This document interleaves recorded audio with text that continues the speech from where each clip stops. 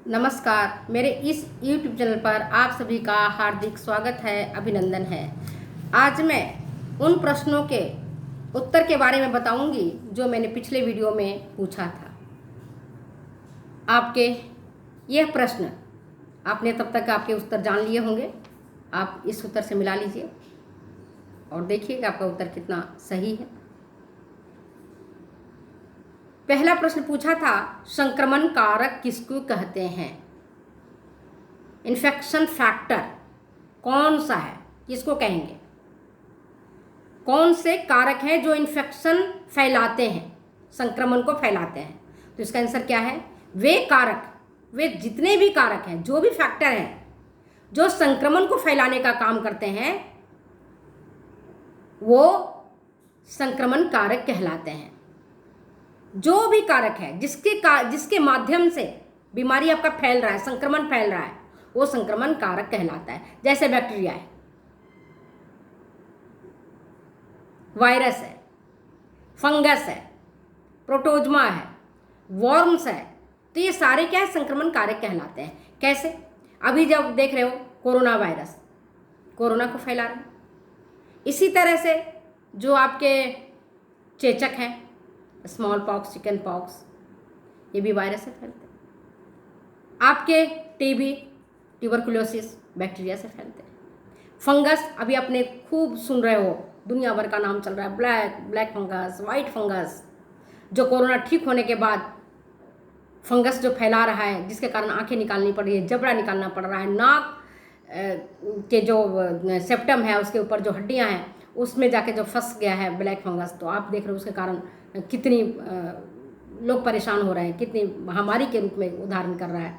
तो ये जो फंगस के कारण फैल रहा है। और इंसेक्ट्स, कई सारे इंसेक्ट्स जो हैं, कीट पतंगे, वो फैलाते हैं।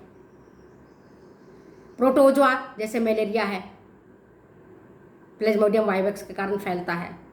वर्म्स तो राउंड वर्म हो गया, फ्लैट वर्म हो गया, क्रीमी जिसको कहते हैं आप, वो अपने कई सारे रोग फैलाते हैं। और इंसेक्ट्स, कई सारे इंसेक्ट्स आपके रोग को फैलाते हैं। मच्छर वच्छर काटने से जो फैल जाता है। तो ये जो वाहक है, जितने मैंने आपको नाम बताए, वे सब संक्रमण कारक कहलाते हैं, जो रोगों को फैलाने का काम करते हैं। अब है दूसरा प्रश्न, संचारी रोग किसको कहते हैं? कम्युनिकेबल डिजीजेज क्या है? अब आपसे यह छूता प्रश्न नहीं है, कोई नया प्रश्न नहीं है। आप किसी से भी पूछेंगे इन प्रश्न को, सबके पास जवाब होगा। जब प्रत्यक्ष संपर्क से अथवा अप्रत्यक्ष संपर्क से किसी एक व्यक्ति से अगर रोग किसी दूसरे व्यक्ति में फैलता है, तो उसको हम कहते हैं संचारी रोग, कम्युनिकेबल डिजीजेज।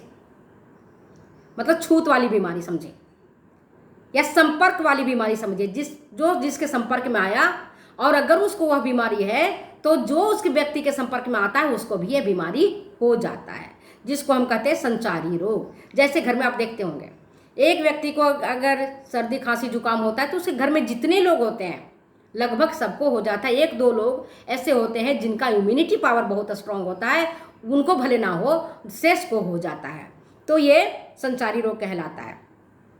अभी कोरोना आप देखो संचारी रोग है, इससे बड़ा आपका एग्जाम्पल नहीं मिल सकता है, जिसके कारण आपकी गलियां सूना है, सड़कें बंद हैं, नहीं लोग जा पाता है, और बाजार बंद है। क्यों है? क्योंकि एक व्यक्ति से ये दूसरे व्यक्ति में फैल रहा है। जहां कहीं भी आप जाते हो तो मास्क लगा करके जाते हैं। क्यों? कि आप जो बोलते हो और आपके बोलने के माध्यम से जो ड्रॉपलेट्स निकलते हैं, थूक निकलता है, और उस थूक में बहुत सारे कोरोना के वायरस होते हैं। इसी तरह से सांसों के माध्यम से जो हम सांस लेते हैं, तो सांस के माध्यम से जो ड्रॉपलेट्स निकल के आया है, उसमें जो वायरस है वो आपके सांस के माध्यम से ट्रैकिया में, और ट्रैकिया के माध्यम से वो लंग्स में पहुंचता है। इसीलिए सरकार बंद कर रखी है कि जो भीड़ भाड़ वाले इलाका है सबको बंद किया जाए। साग है, सब्जियां हैं, या जो कुछ भी है वो आपको चारों तरफ से बंद कर दिया गया है कि कम से कम संपर्क में लोग रहे और ये बीमारी बंद हो। इसी तरह से क्षय रोग, ट्यूबरकुलोसिस, न्यूमोनिया, डिप्थीरिया, ये सारे जो हैं वायुवाहित रोग हैं, ये सब रेस्पिरेटरी डिजीज कहलाते हैं। तो ये क्या है? संचारी रोग है। मलेरिया अभी मैंने आपको बताया, फाइलेरिया ये मच्छरों के कारण फैलता है, मगर ये संचारी रोग नहीं है। मलेरिया किसी एक व्यक्ति को होगा तो दूसरे रोग को भी हो सकता है। अगर वो काटा हुआ मच्छर दूसरे व्यक्ति को काटता है, अगर एक रोगी व्यक्ति को जिस मच्छर ने काटा है अगर वही मच्छर उड़ करके किसी दूसरे व्यक्ति को काटता है तो वह व्यक्ति भी मलेरिया से पीड़ित हो जाता है। इसलिए इसको भी हम संचारी रोग में गिनते हैं। एक कम्युनिकेबल डिजीज है मलेरिया भी। प्लेग चूहों के कारण फैलता है, संक्रामक रोग है। एड्स ये भी संक्रामक रोग है। कैसे? एड्स क्या? जो सेक्सुअली ट्रांसमिटेड डिजीज है।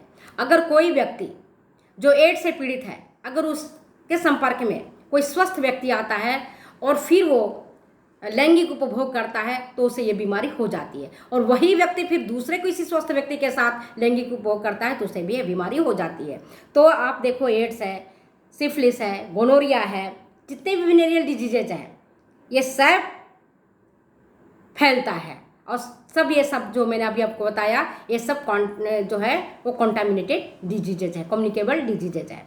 इसी तरह से आपने देखा था स्वाइन फ्लू, नाम सुना है आपने, राजस्थान में पिछले 2-3 साल में बहुत हुआ था। पिछले 2 साल में आपने डेंगू का नाम सुना था। सब कम्युनिकेबल डिजीज है। ये डिजीज जो एक व्यक्ति से दूसरे व्यक्ति में फैलता है, चाहे वो कीट पतंगों के माध्यम से फैले, चाहे वो मच्छरों के माध्यम से फैले, चाहे वो वायरस के माध्यम से फैले, चाहे बैक्टीरिया के माध्यम से फैले। पोलियो ये भी कम्युनिकेबल डिजीजेज था, जिसके कारण आपको खूब सारे बच्चों को पोलियो ड्रॉप्स लगाए गए। तो ये है आपके संचारी रोग।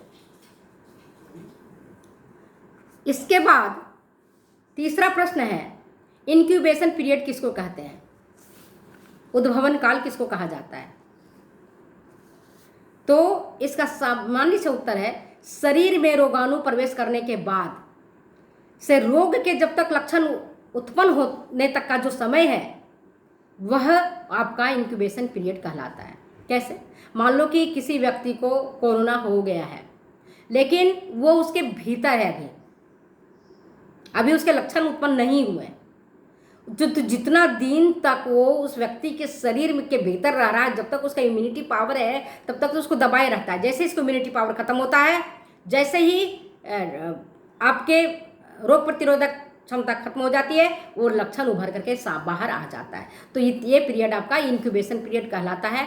हर एक रोग का अलग अलग उद्भवन काल है। किसी का 8 दिन है, किसी का 7 दिन है, किसी का 10 दिन है, किसी का 14 दिन है, और कोई कोई तो 2-2, 3-3 महीने तक वो बॉडी इंसान के बॉडी में रहता है और फिर वो बाहर निकलता है। तो ये आता है आपका इंक्यूबेशन पीरियड कहलाता है। तो अगर आपको ये वीडियो अच्छी लगती है तो प्लीज़ शेयर करें, कमेंट करें, सब्सक्राइब करें। फिर मिलते हैं अगले वीडियो में अगले क्वेश्चंस के साथ। तब तक के लिए जाने की इजाज़त दीजिए। Thank you. अगर ये वीडियो अच्छी लगती है तो प्लीज़ शेयर करना ना भूलें।